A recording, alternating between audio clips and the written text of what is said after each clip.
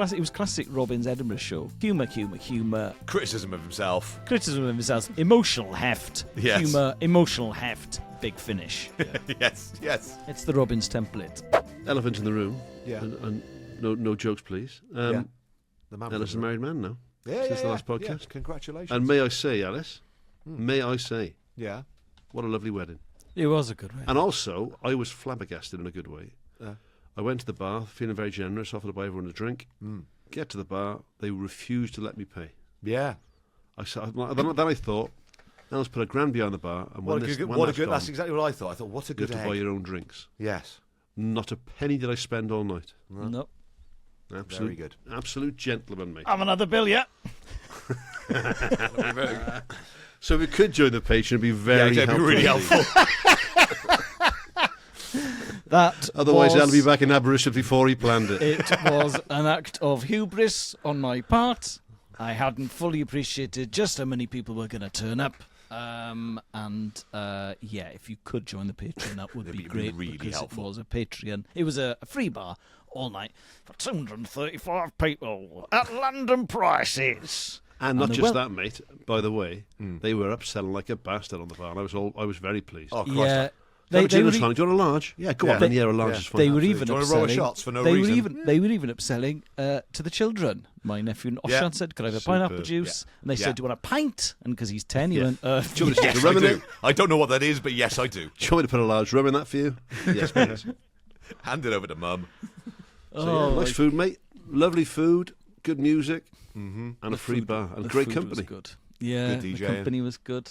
Great The company. DJing was great. The speeches were great. Speech was off the scale, by the way, by Robin. John Robbins, tip of the hat to Robbins. That is his best stuff. I've seen Robbins for the last 20 years doing bits and bobs. Amazing. Yeah, That's better than any set he's ever done.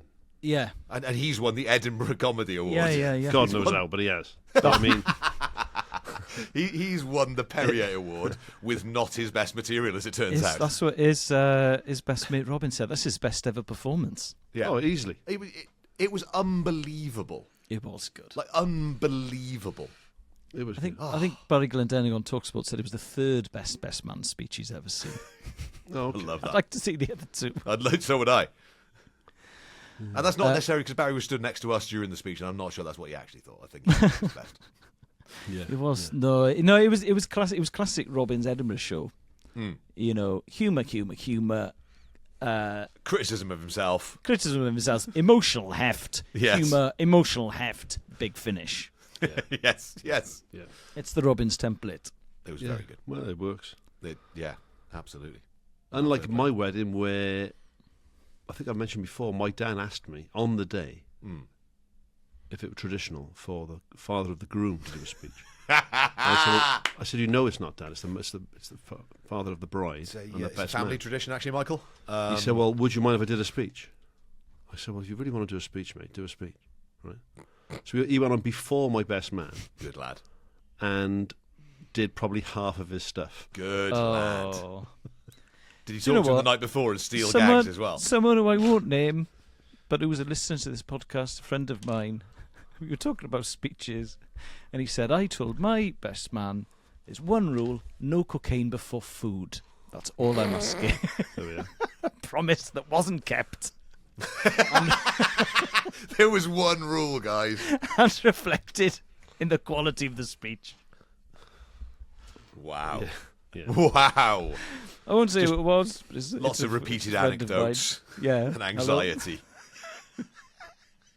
Imagine getting anxious during One the best rule. man's speech while you're giving it. But more fool you, mate. If you're going to select someone who loves a Class A in that situation, Yeah. as your best man, You know, shit will loyalty, friendship. Yeah.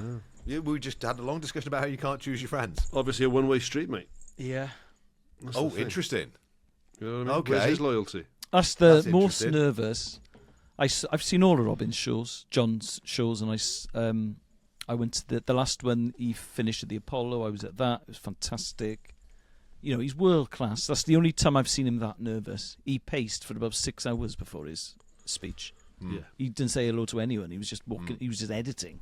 Yeah. Izzy and I wrote our speeches at the dinner table. Yeah. Didn't So- show. Oh, I don't know. You constantly going on about how ripped you were made me laugh my head off.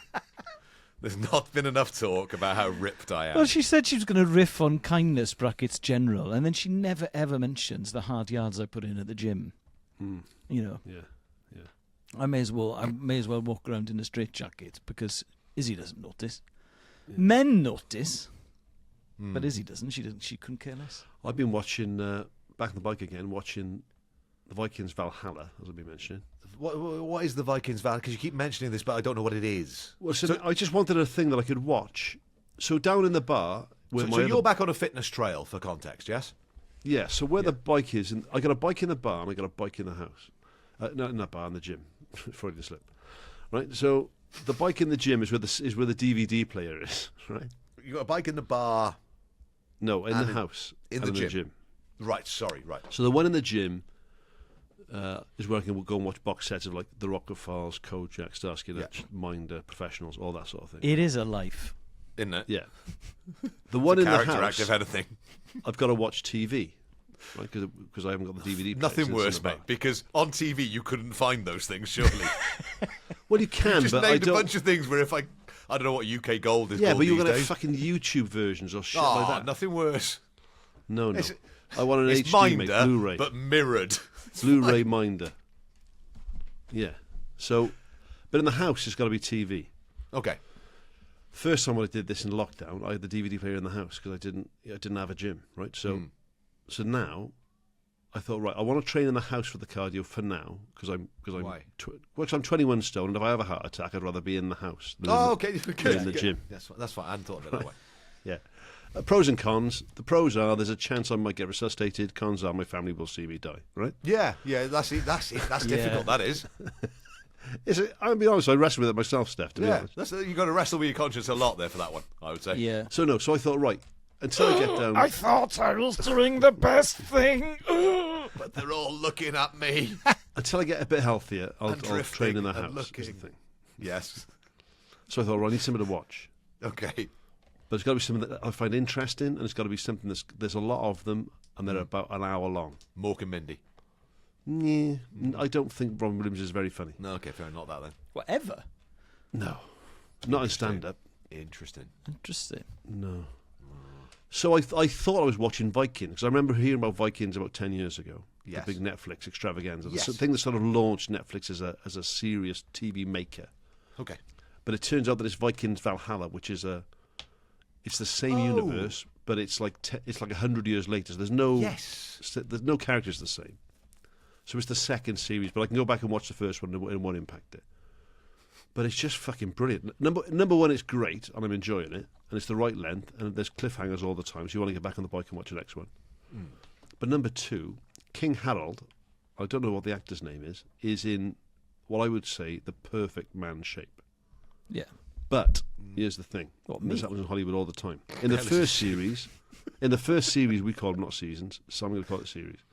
In the first series, he's in great nick. But you don't know where it's going. You tend to sign long contracts in America for the dramas and comedies and stuff. Yeah, right? yeah. If it does well in the first year, you renegotiate and they put another year on the end of the contract. Is the way it tends to happen. So you get a lot more money, right? Yeah. Tim Davey is listening. It's fine, mate. I understand. Like, I get what you're doing. It's fine. It's clever.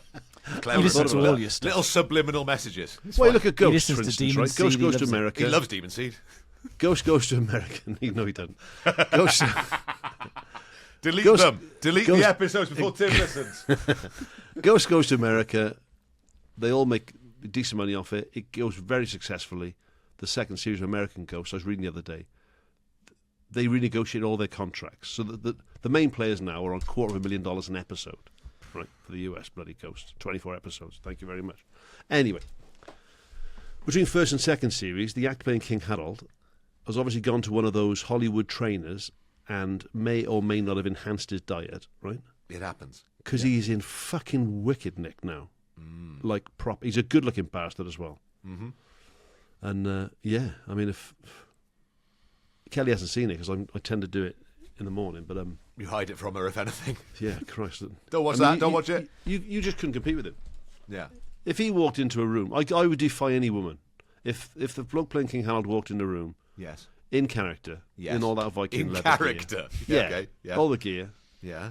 because he's rough, tough, and hard to bluff. And then he takes all that gear off, and he's in amazing shape. Great hair, handsome, ripped, scarred. I mean, that's a tough follow. That is it? Yeah. So is it? But traditionally, yeah, I would say that your decisions to change your physical appearance, are based on characters like that, like as in what you're aiming at. Yeah, well, I'm not going to base them on Mr. fucking Blobby, am I? When we're basing No, you're not going to base it on Mr. Bean either. I understand that. No. You've got to have like a but imagine that. I want to look like Mr. want to look Bean. like Bean. I want a Hollywood body, but a Hollywood body that can be relatable around the world. I want to be Bean. Regardless of language. Hollywood bodies is going to make me fucking millions. Telling a personal trainer, I want to be bean body ready.